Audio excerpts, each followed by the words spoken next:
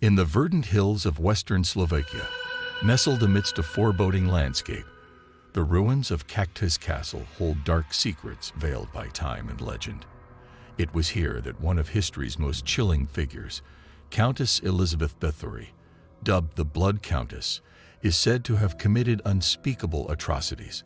Her story is woven with threads of horror and mystery, captivating and horrifying those who dare to delve into her legacy. Born into a noble family in 1560, Elizabeth Bathory was a woman of striking beauty and ruthless disposition. She grew up in a time when Europe's aristocracy was often as cruel as it was elegant, and Elizabeth's later deeds would eclipse the darkest of these aristocratic excesses. Married to Ferenc Nadisti, she resided at Cactus Castle, a lofty fortress that overlooked vast estates and peasant villages.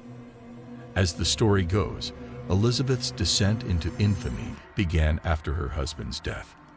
With her immense power unchecked, she became obsessed with maintaining her youthful appearance, a vanity that led to ghastly rumors that would immortalize her as one of the most monstrous figures in history. Whispered tales told of the Countess bathing in the blood of virgins to preserve her youth, an act of cruelty that seemed born of the deepest pits of human depravity. The legend became increasingly grotesque with accounts of Elizabeth's cruelty towards young women.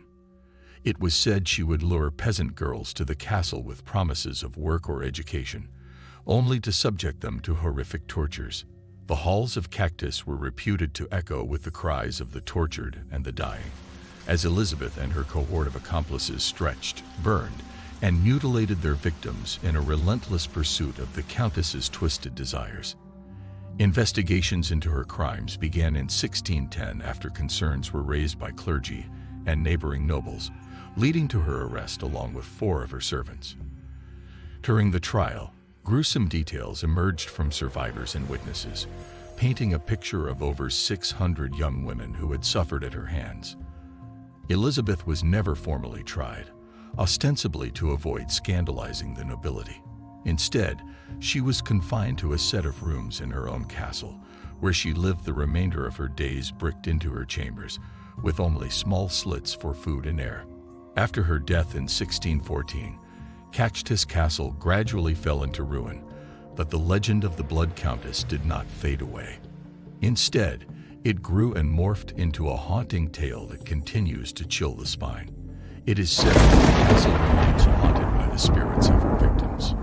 Visitors report hearing chilling screams and seeing ghostly apparitions within the dilapidated walls.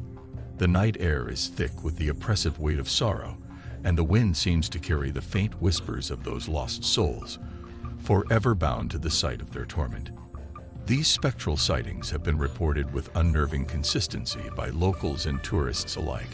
Some speak of seeing a figure in a window, the Countess herself, perhaps, watching over her domain in eternal unrest.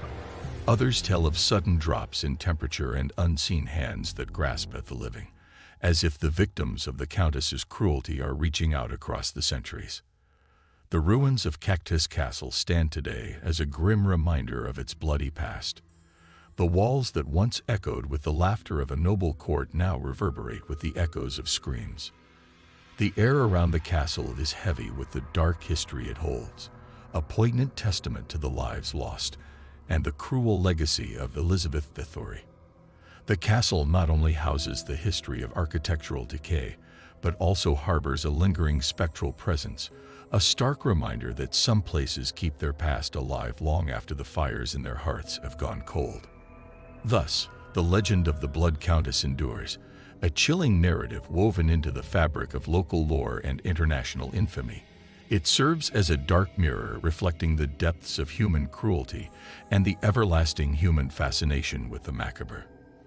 For those who visit the castle, it offers not just a lesson in history, but a brush with the supernatural, where the past feels unsettlingly, unnervingly present.